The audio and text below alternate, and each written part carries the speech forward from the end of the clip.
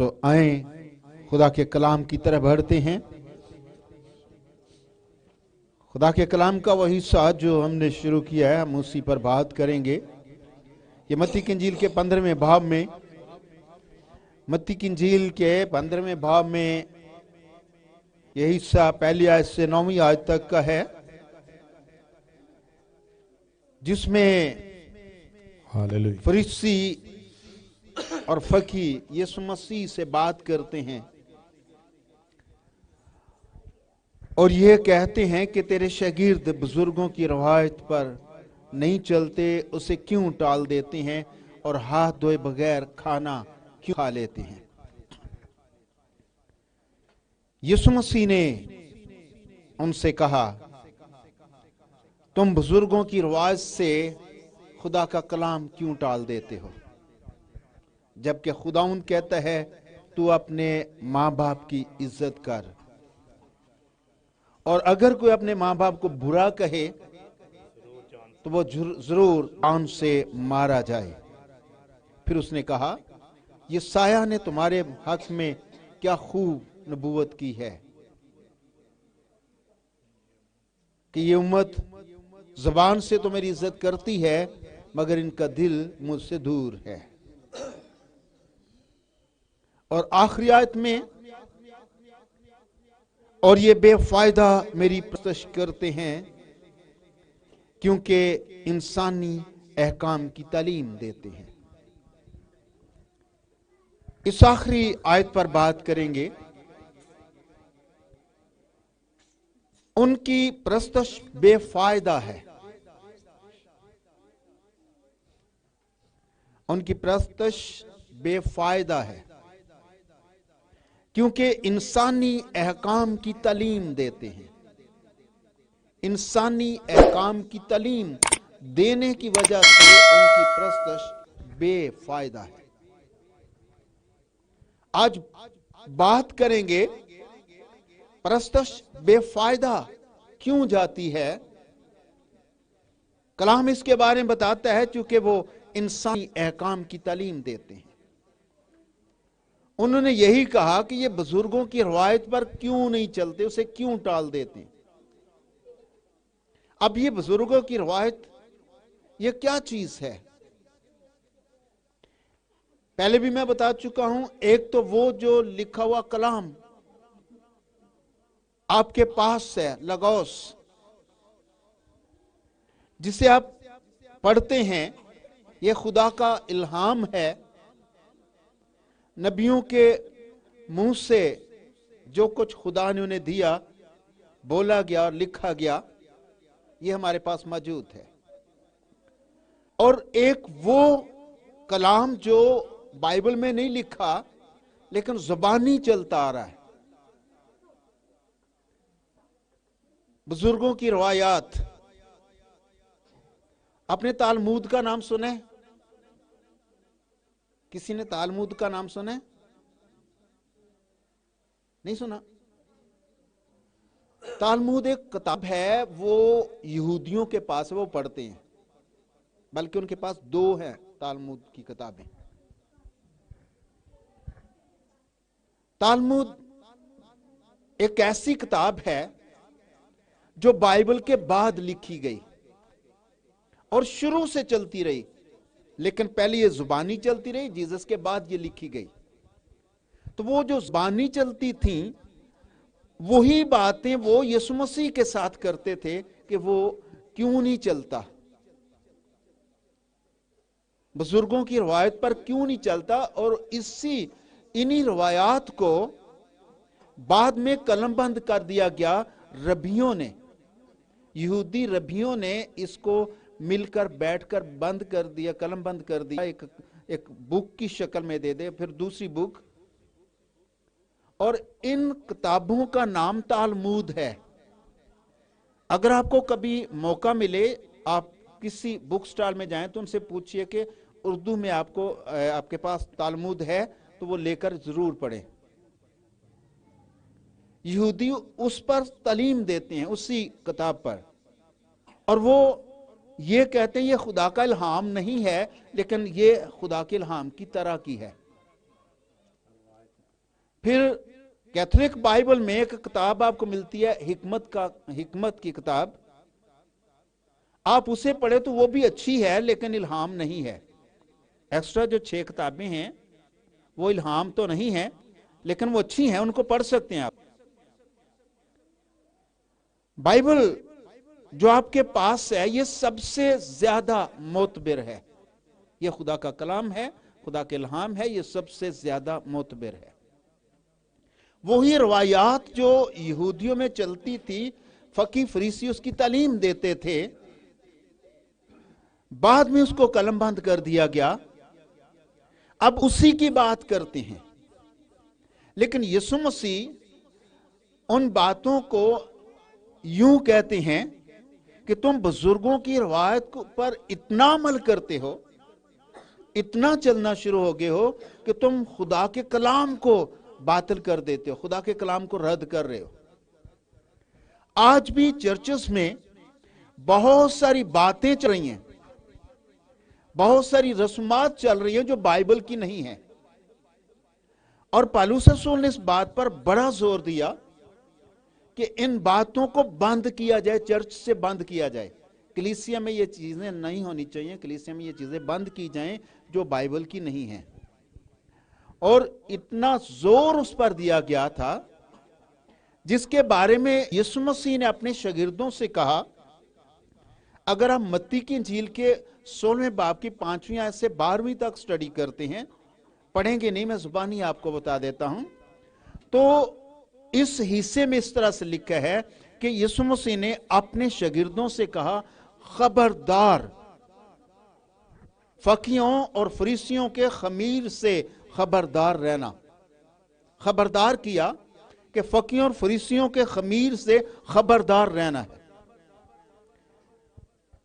वो आपस में चर्चा करने लगे, बातें करने लगे कि आज हम चूंकि खाना लाना भूल गए हैं, इस वजह से यीशु मसीह ये कह रहा है कि यहूदियों के खमीर से परहेज करना। उसके बाद यीशु मसीह ने जब देखा कि ये आपस में इस तरह का चर्चा कर रहे हैं, तो उसका मतलब है कि ये कलाम को नहीं समझ रहे, मसीह की बात को नहीं समझ रहे। तो मसीह ने उन्हें कहा कि आप ये जानते हैं कि जब 5000 लोगों को खाना दिया, कितना खाना था? उन्होंने कहा 5 रोटियां और 2 मछलियां। फिर उसने कहा फिर एक बार 7000 लोगों को खाना दिया, तब कितनी रोटियां थी और थोड़ी सी छोटी मछलियां थी। और इन थोड़ी सी रोटियों और मछलियों से इतने लोगों ने खाया, तो क्या आप इससे परेशान हैं कि आपने आज रोटी साथ नहीं ली, इसलिए यीशु मसीह ने यह बात कर दी? तो फिर उनको समझ आ गई, उनको समझ लगनी शुरू। 12वीं आयत आप पढ़ सकते हैं, मैं बल्कि पढ़ देता हूं। इस तरह से लिखा है,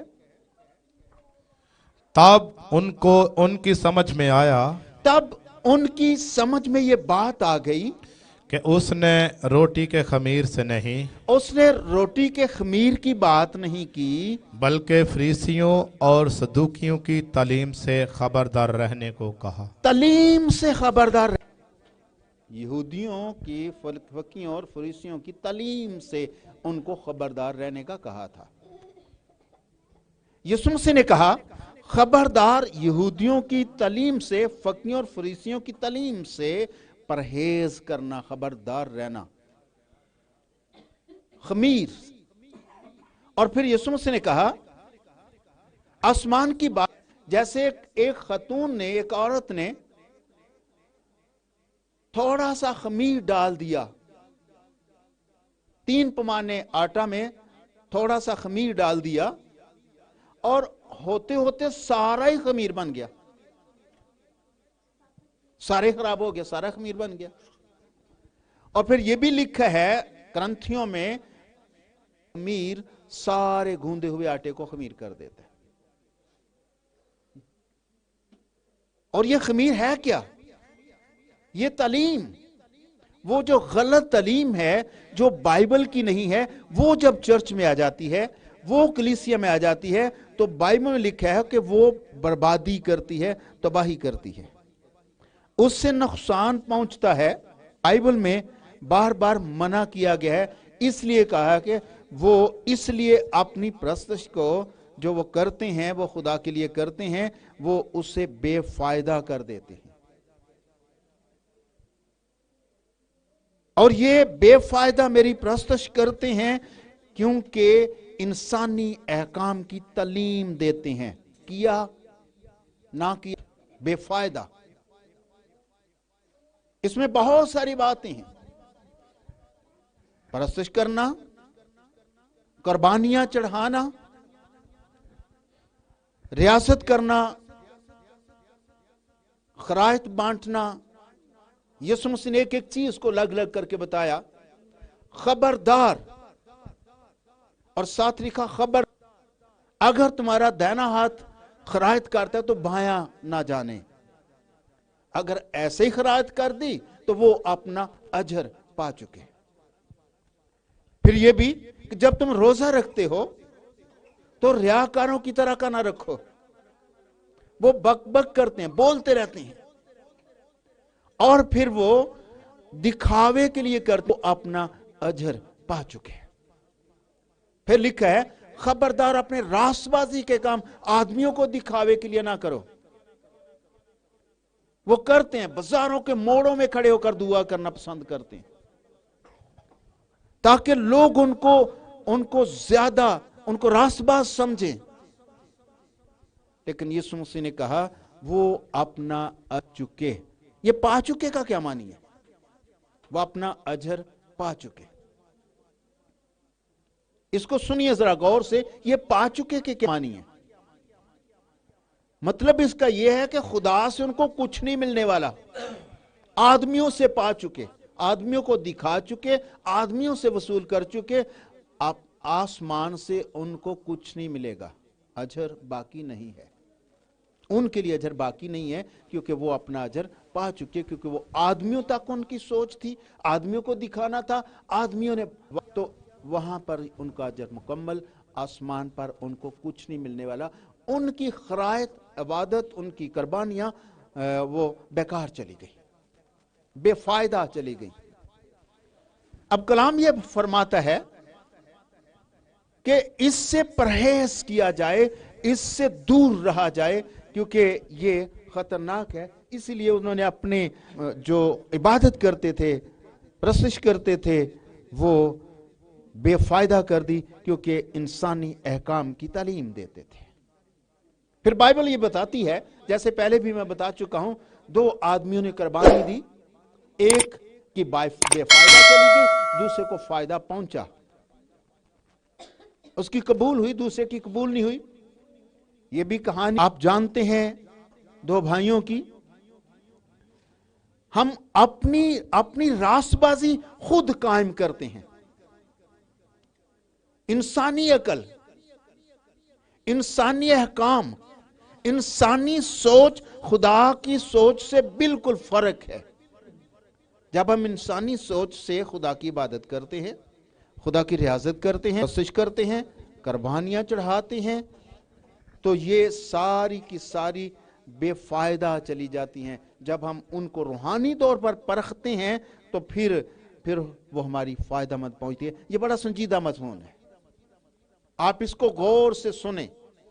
کہیں ایسا نہ ہو کہ آپ اس کو غور سے نہ سنیں اور آپ کی کئی چیزیں, کئی قربانیاں آپ کی رائے گاہ چلی کو کچھ فائدہ نہ پہنچے.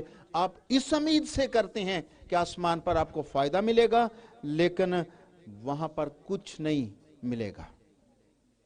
مرنے والوں کے لیے کئی کرتے ہیں, مرنے والوں کے لیے کچھ پکاتے ہیں, دیگے پکاتے ہیں, شاید ان کو پہنچے گا. یہ بھی امید نہ رکھیں, مرنے والوں کو کچھ بھی نہیں پہنچنے والا.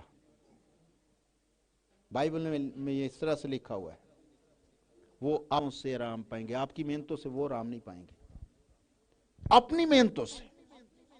تو پھر ہمیں خدا کے کلام میں سنجیدہ ہونے کی ضرورت ہے, اور چرچ میں وہ باتیں جو بائبل کی نہیں, وہ کلام جو بائبل کا نہیں, اس کو شامل کرنے کی کوئی ضرورت نہیں ہے.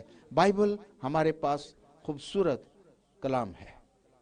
بائبل کا کلام چرچ میں سنایا جائے اور بائبل ہی کی باتیں چرچ میں کی جائیں اور اسی پر عمل کیا جائے تو یہ مکمل راست بازی ہے، اس میں شک نہیں ہے۔ اس لیے کہ انسانی احکام کی تعلیم دیتے ہیں۔ آپ کو کچھ باتیں یاد بھی ہوں گی جو چرچ میں چلتی ہیں لیکن بائبل کی نہیں ہے۔ کرسمس ٹری بائبل کا نہیں ہے، اور کوئی یاد ہے آپ کو؟ اور کوئی باتیں یاد ہیں جو بائبل کی نہیں ہے چرچ میں چلتی ہیں؟ راہ کا بدھ بائبل کا نہیں ہے، چرچ میں چلتا ہے۔ اور کوئی بات آپ کو یاد ہو؟ بہت ساری ایسی باتیں جو بائبل کی نہیں ہیں تو بھی چرچ میں چل رہی ہیں، چرچ میں استعمال کی جا رہی ہیں وہ چیزیں، اور وہ ایک خاص رائے ہے، لیکن وہ ساری چیزیں انسانوں کی گھڑی ہوئی چیزیں ہیں، انسانوں نے بنائی ہوئی چیزیں ہیں۔ ان سے پرہیز کرنا، ان سے دور رہنا، ان سے الگ ہونا بہت ضروری ہے۔ پھر کلام یہ فرماتا ہے کہ ہماری اپنی دنائی، انسانوں کی دنائی اس قابل نہیں ہے کہ وہ خدا کو خوش کر سکے۔ اپنی طور پر روح سے ہدایت پا کر خدا کو خوش کر سکتے ہیں، اپنی عقل سے، اپنی دنائی سے خدا کو خوش نہیں کر سکتے۔ وہ انسانی احکام کی تعلیم دیتے ہیں۔ انسانی احکام کی تعلیم سے دور رہنا بہت ضروری ہے۔ ایک شخص بائبل میں ہمیں ملتا ہے، اس کا نام سول ہے۔ گدھے تلاش کرنے گیا، خدا نے اسے بادشاہ بنا دیا۔ خدا نے اس پر بڑی مہربانی کی، خوبصورت بھی تھا اور قداور بھی تھا۔ خدا نے اسے بادشاہ ہونے کے لیے مقرر کیا کیونکہ بنی اسرائیل قوم بادشاہ مانگ رہی تھی، اور خدا چاہ رہا تھا کہ وہ خدا ہی ان کا بادشاہ ہو۔ لیکن انہوں نے کہا باقی قوموں کے بادشاہ ہیں، ہمارے پاس کوئی بادشاہ ہی نہیں ہے، خدا ہمیں بادشاہ چاہیے۔ جبکہ خدا اس سے ناراض ہوا کہ انہوں نے کیوں اس طرح کا سوال کیا، کیونکہ خدا ان کا خود بادشاہ رہنا چاہتا تھا۔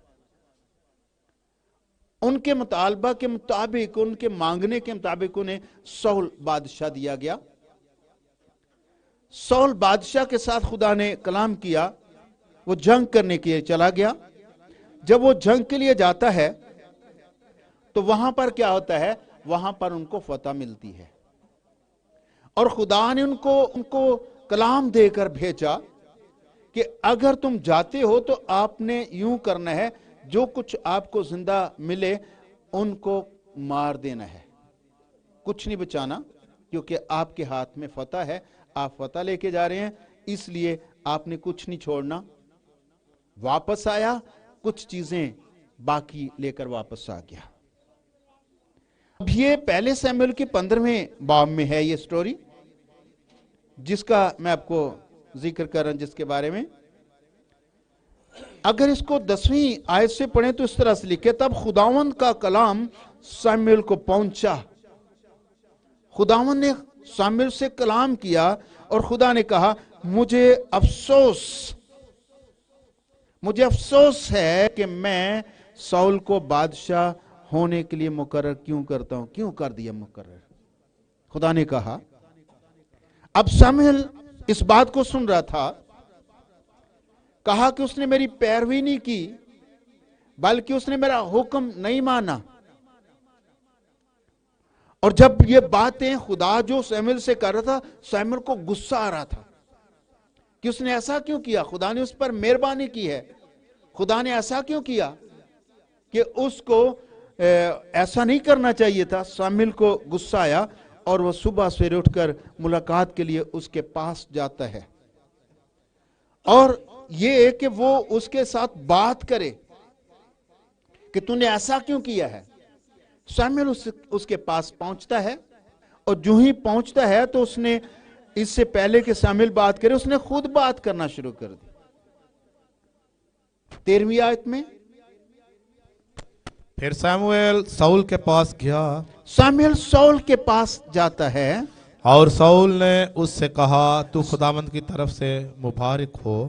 سول بولا کہ تو خداوند کی طرف سے مبارک ہو۔ پہلے وہ ابھی بولا نہیں ہے، وہ گیا ایک غصے کے ساتھ کس نے غلطی کی ہے وہ اپنے دل میں یہ کلام لے کر گیا کہ خدا نے یہ ظاہر کیا کہ خدا اس سے ناراض ہے. ابھی وہ بتانا چاہ رہا تھا کہ خدا تیرے ساتھ ناراض ہے کیونکہ تو نے غلطی کی ہے.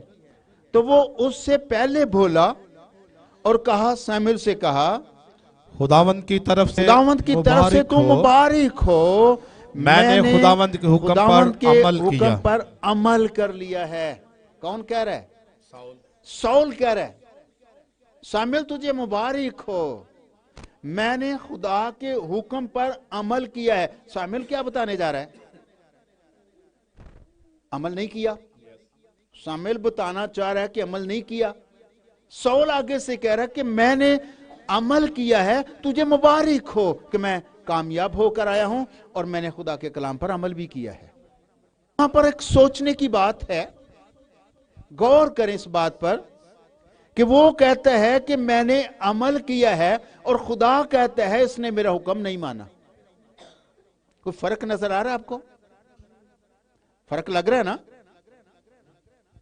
کہ خدا کہہ رہا ہے سامویل کو کہ اس نے حکم نہیں مانا، وہ کہہ رہا ہے کہ میں نے لیا ہے. اس میں کیا فرق ہے؟ ان دونوں کے لفظوں میں کیوں فرق ہے؟ ان دونوں کی باتوں میں کیوں فرق ہے؟ سامویل کچھ اور کہنے کے لیے جا رہا ہے لیکن وہ آگے سے کہتا ہے کہ میں نے عمل کر لیا ہے. بہت ساری باتیں ایسی ہیں، ہم بھی ایسا کرتے ہیں. بہت سارے کام وہ کر رہے ہیں جو سمجھتے ہیں خدا کو ہم خوش کر رہے ہیں، لیکن خدا اس سے ان باتوں پر غور کریں. کبھی آپ سمجھتے ہیں کہ میں نے یہ کر کے خدا کو خوش کر لیا ہے، لیکن خدا اس سے ناراض ہوتا ہے. کیوں ایسا ہوتا ہے؟ کیوں لگتا ہے ایسا کہ میں نے خوش کر لیا ہے؟ کیوں وہ کہہ رہا ہے کہ میں نے کلام پر عمل کر لیا ہے؟ کیوں ایسا بولتا ہے؟ کہ وہ اپنی عقل سے سمجھتا ہے کہ میں نے سیٹ کیا، میں نے ٹھیک کیا، نہیں کی، وہ سمجھتا ہے. لیکن خدا کا ناپنے کا پیمانہ فرق ہے. انسان کا پیمانہ فرق ہے، خدا کا پیمانہ فرق ہے.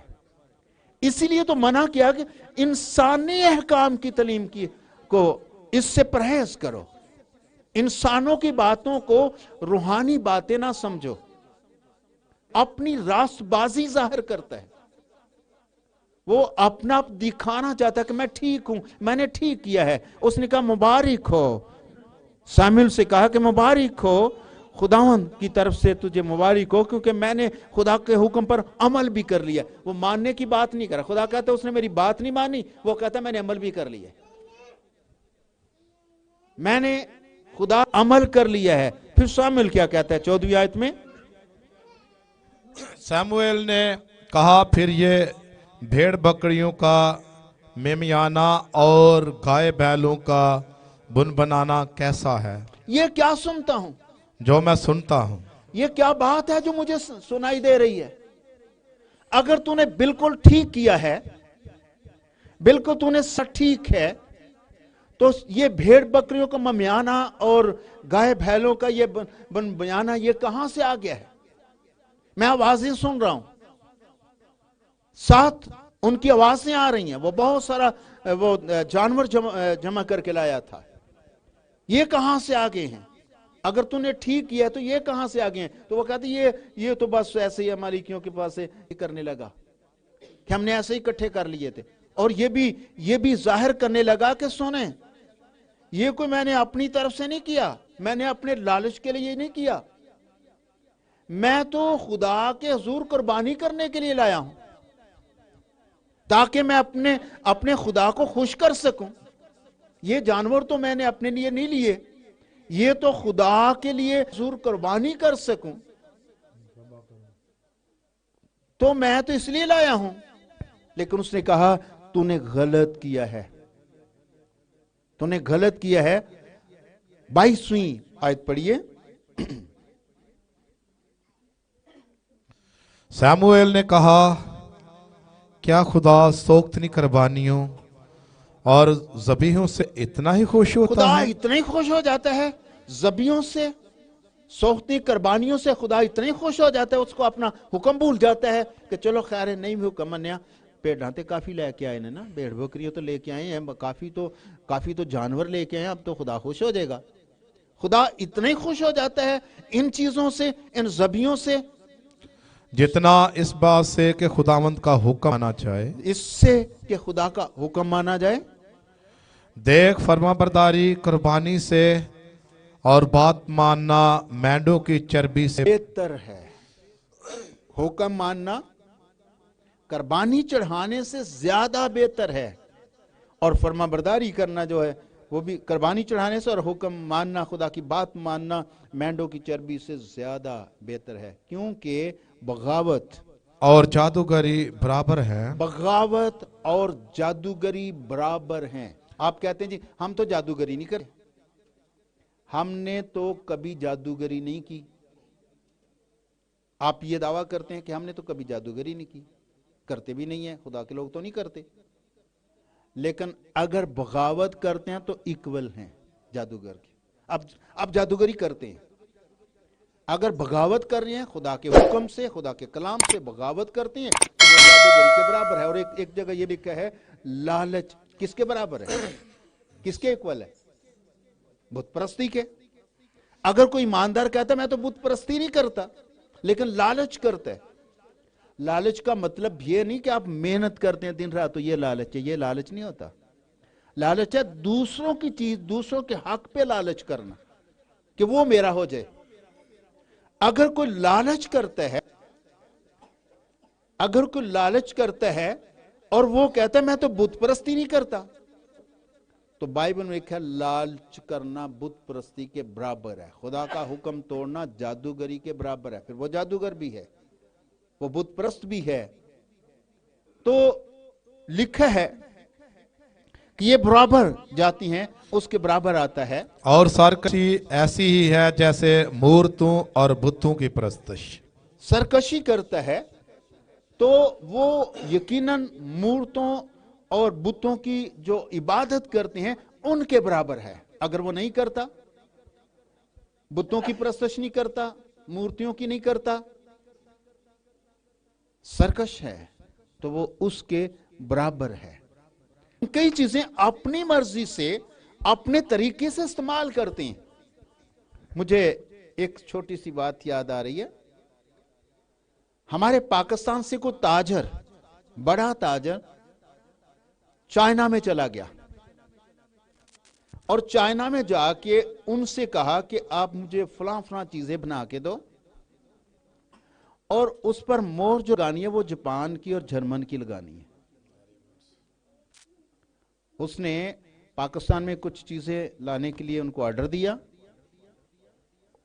और उनसे कहा कि आपने फलां फलां चीजें बनानी है, लेकिन उस पर जर्मन की और जापान की मोहरें लगानी है ताकि अच्छे दामों बिक सके। उसने कहा ठीक, उसने ऑर्डर लिख लिया। लिखने के बाद खाना खाने लगे। चाइनी आता हो हमारे साथ खाना खाओ, तो वो बंदा कहता है आपके साथ मैं खाना नहीं खाऊंगा, आपकी चीजें हराम होती हैं। तो कहता हो जो काम आपने किया था वो हलाल था।